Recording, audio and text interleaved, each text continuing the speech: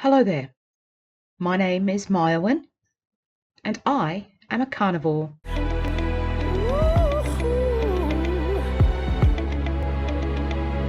Never gonna stop now, baby. Hello, everyone. Unusual start, I know. If you're new around here, welcome to the house that is officially mad. If you're not subscribed, please consider subscribing and liking, commenting. Where are you from? How are you? You know? I have ways that you can support me. Buy me a coffee, memberships, all that shebang will be in the description box below. So some of you are probably wondering, what the heck is this video about and why? Just why? Well, it's very simple. There's a lot of people around here on my subscription list that know what I'm doing. But I have to start thinking about those that don't know what I'm doing. They can assume an awful lot by the title of the channel, sure. But I'd like to be able to concisely tell you about what I've been doing for the last 10 months. And I also have family and friends, most of which are actually on my personal Facebook page, and they have no idea what I've been doing because I've been kind of playing my cards pretty close to my ample chest. Just saying. I feel confident enough now to be able to, I don't know, let the cat out of the bag on a rather large scale. I may or may not have my wooden stirring spoon out, but anyway, it's okay. I basically would like to tell those who don't know what I've been doing in the last 10 months or so. So at the beginning of 2024, or maybe just a little bit before, I kind of reached an impasse in my life. It was kind of like a roadblock, and I was the roadblock, let's be frank. I knew that I needed to do something about my body, basically. And I knew it had to be something very drastic. The conversation in this house actually got to the point of surgery, as in either lap band or gastric sleeve. That's where we went. And due to Adrian mentioning a friend who was a carnivore, I looked into it. And I've mentioned this a few times on my channel over the last months. I typed in carnivore into the YouTube search feature, and up came all this information. I quickly found videos about people who were reversing type 2 diabetes, hormonal issues, heart problems, all sorts of things. And there was one, Amanda from Carnivorous Me, who I resonated with very, very quickly because of the pain that she was in. I was similar. I had a lot of pain.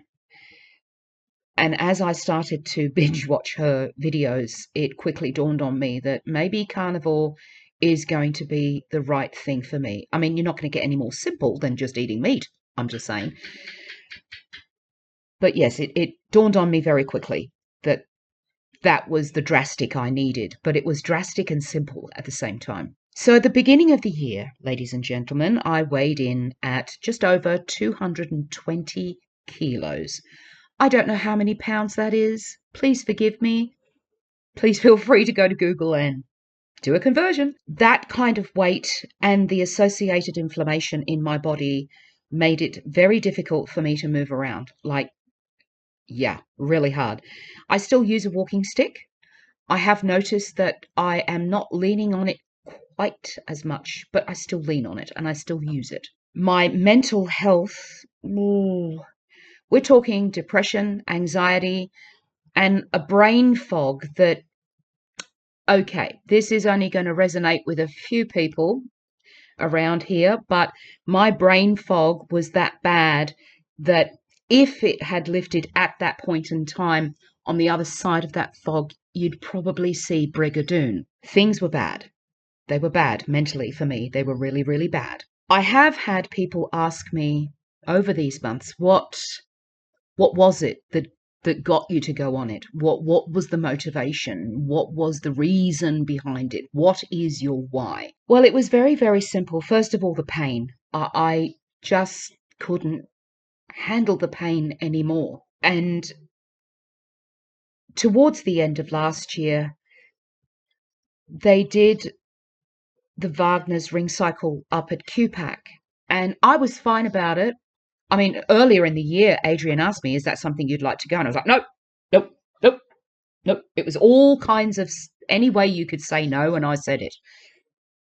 But then when I read on Facebook on Opera Australia that the trucks were on their way up the motorway, something just went click. And I remembered from my childhood how exciting it was to see the English National Opera ring cycle trucks.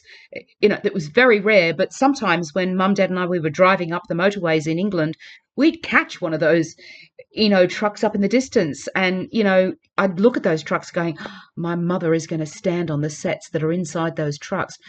It triggered something in here that just made me go, oh my God, I need to go back to the opera, and like yesterday.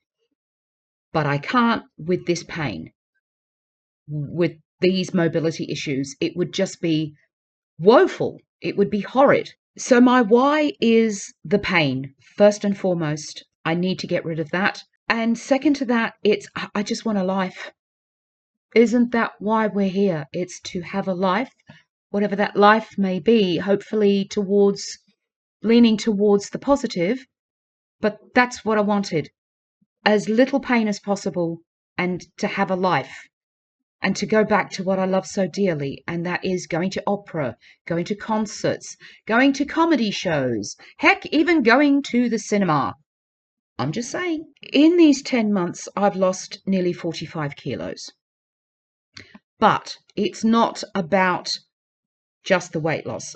To be clear, if you're going to lose that kind of weight, obviously your joints are going to get just a little bit of relief. But with the stuff that everybody's eating, that inflammation, the relief I'm getting from not eating processed food. Well, anyway, more about that later. You see, it's not just about the scales. It's not just about the tape measure. It's the non-scale victories as well. There are a few, but if I may, I'm going to list some that are quite prominent for me. First of all, improved vision. I don't know how that works. There are videos out there that explains why, but the short-sightedness, not so much, but the long-sighted vision, it's getting better, and it's significantly better since earlier on in the year. But not only that, it's the long-distance nighttime vision. I mean, my nighttime vision prior to starting carnivore was, oh boy, not good. But I noticed on Wednesday when I went out, I took my glasses off and I was looking around. I'm like, yep, I can see that street sign from here. Whoa. I can see that street sign from here. Whoa. There was an improvement in the vision. There has also been an improvement in my fitness level. That was very, very prominent on Wednesday. Was I still huffy and puffy? Yes, but not nearly as much. And I got my breath back real quick. So the fitness level has improved. Whereas I am dealing with lipedema and lymphedema here, the pain in my legs has decreased a little bit. It's enough that I notice. Now, you're probably wondering, oh my God, you're eating nothing but meat. What about your stomach? Well, you see, that's another thing that happens when you're on the carnivore diet. The carnivore lifestyle corrects and reverses so many things. It corrects your gut health. So I can assure you that my bowel movements are just fine. Thank you very much. And that is, you got to bear in mind, when I say I'm only eating meat, I am eating only meat. I haven't touched a vegetable or a piece of fruit in over 10 months. Fibre from fruits and vegetables is a myth, folks, and I invite you to do your own research on that. If I could ask of you anything at all, if you're going to go ketovore, and you're going to incorporate some vegetables into your diet, that is fine. That is fine. But please eliminate spinach. Unless, of course, you desire going into hospital with the worst darn kidney stones you could possibly have. All those people that end up having all those green smoothies with the spinach in it, or the kale, that's another one. Yeah, if you want to increase your chances of kidney stones, knock yourself out. But if you'd prefer not to have those things, please eliminate spinach and kale from your daily intake. They are so high in oxalates that they will give you quite possibly some of the most painful kidney stones you could hope to imagine. So do some research on that one, please, folks. Please. Vegetables and fibre, oxalates and spinach. Go. All right? So what do I eat and drink? That's a common question. I get emails and messages about that quite a bit. So let's just answer that right now, okay? First of all, I have one meal a day. I also eat anywhere between half to a whole stick of butter, which is 113 grams. Yes, butter. No, it will not clog your arteries. The processed food, the seed oils will do that for you. Do the research. Don't take my word for it. Things like canola oil and vegetable oil. Yeah, it's not a bad product, actually, if you want to oil parts of a machine. As for ingesting that, no. No. Up to a certain point, we were only cooking in tallow and butter. And then they brought in shortening and, vegetable oil and all these seed oils. It's like, and people are wondering why they're getting sick. Plus the highly processed foods and all the sugar. Don't be fooled that sugar's only in lollies and sweeties and cakes and bread and the carbohydrate. There's a whole heap of hidden sugars that people are just going, oh, it's all right, it's healthy. Yet, nah, do some research, please. You'd be surprised. You'd be surprised. So what do I eat? Simple. I eat one meal a day, half stick of butter. Sorry, anywhere between half to a full stick of butter. And I eat anything from beef, lamb, pork, chicken, fish, bacon, eggs, and cream in my coffee. Yes, I still drink coffee. I use monk fruit. I got rid of, the saccharine sweeteners like Equal and Sweet and Lows and stuff like that. I'll tell you why in a minute. All right. So I also got rid of diet drinks. Any diet drink that had aspartame, saccharin, or anything like that, got rid of it. Especially when I found out about maltodextrin. I do not eat or drink anything or put on my skin anything that has maltodextrin in it. I will put a little linky somewhere up here to a video about maltodextrin. Those of you who are diabetic, either type 1 or type 2, you need to watch this video about maltodextrin. There'll also be some other information for diabetics in the description box below about when exactly your body does react to the sugars and the sweet taste of sugars, whether it be real sugar or fake sugar. It'll be in the description box below. You see, the thing is, if you have the courage to do the research, you'll find yourself going down a little bit of a rabbit hole that at first may seem a little bit, oh, that's a bit conspiracy theory-ish sort of thing. Just keep plugging at it, because the further you go, you're going to realize places like Big Pharma, Big Food, and some doctors, they're prioritizing something completely different, and it's not your health. It's the bottom line. The food pyramid was actually made by the food companies, and it was used as a tool to promote the processed foods and sugars just to keep us addicted. If you read the labels properly and looked up some of the additives that are in these things, some of them, if they gave a high dose of some of these things to you, they would kill you. But that doesn't help their bottom line, does it? Better to just give you little bits over a period of time to keep you alive long enough, so that you can keep spending because you're addicted.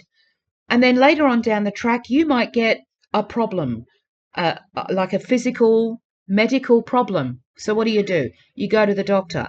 And if that doctor doesn't have your real health interests at heart, what are they going to do?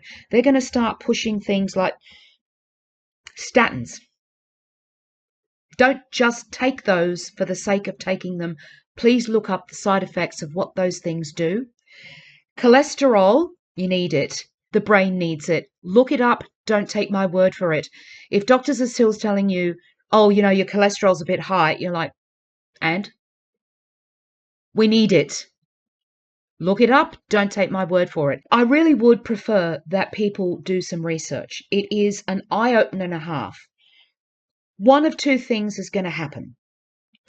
You're either going to go down this rabbit hole and go, whatever, or you're going to have a moment where you're going to go, wait, what?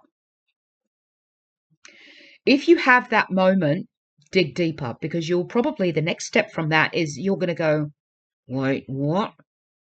Are you kidding me? And you're going to start to get angry. Get angry. Please, get angry. The best place to start is Dr. Berry, Dr. Chaffee, and Dr. Baker. That's where I started. I will put the links to their channels in the description box below. Please, please, I cannot stress this enough. Do not take my word for it. Do the research, please. There are so many things that we take for granted because we trust doctors to look after us. But it's very, very important to find a doctor who has or a health professional who has your best interests at heart, and not just about, okay, how many scripts can I do for this particular pharmaceutical company this week? All right, well, if I tell them they have that problem and not tell them how to fix it, I could just give them this medication. You'd be surprised how much just eating meat will fix all those things they're giving you medication for. I'm sorry, folks, I've said it. I've said it. Look, at the end of the day, have a look at the healthcare professionals. Just look at the diabetes associations across the world, okay? Have a look at the one who's ahead of it for America, Australia, all over the world. Have a look at them. There is no way I'm taking health advice from those people. No. Most of them just look inflamed. They look unhealthy, overweight. And, there are certain things that they put into a diabetic diet that should have no business in there. Just get rid of the sugar. Bang. Get rid of it. Just about every type 2 diabetic that I'm coming across in this community is reversing it with the carnivore lifestyle. And the thing is, where I'm at now is, okay, would I like a full roast dinner with, like, the roast pork, for instance, with roast potatoes, maybe sweet potatoes, roast carrot, roast pumpkin, lashings of gravy? Would I like to have that? Maybe some sweet corn and peas. Would I like to have that? Yes, I would. Will I? No. If I was a type 1 or type 2 diabetic and their diet tells me, oh yeah, you can have sweet corn, you can have peas, all of these things, and you can have gravy that's made with corn flour, you can have the potatoes, you can have the sweet potatoes, yeah, you can have a little bit of that and a little bit of this and a little bit. No, actually, no. Even when you go on a ketogenic diet, the first things to go in terms of vegetable are sweet corn and peas. Out.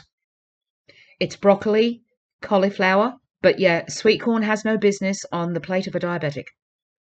I'm sorry. As much as you like it, no. So much can be fixed with this lifestyle, folks. So much. I'm lucky. I don't have nearly as many problems as a lot of people have. And I'm very, very lucky, and I do consider myself lucky. I think I've rambled enough here. Thank you for watching and hanging around to this point. If you have any questions, and you're not sure where to go, or if there's something that you'd like to ask, please put a comment down below. I may not have the answers, but chances are I'll probably know where to look to be able to link a video for you, if that's what you need. It is really, really important for you to investigate different approaches to your personal health thoroughly. It's very important. So please be kind to those around you. Protect your peace. Don't take any crap. Be kind to yourself. And you know that doesn't mean I can have that lolly. It means, no, I'm not going to have that lolly because it won't do me any good. Tough love talk. That's what that means. You are loved, you are appreciated, and you are enough. Until Monday,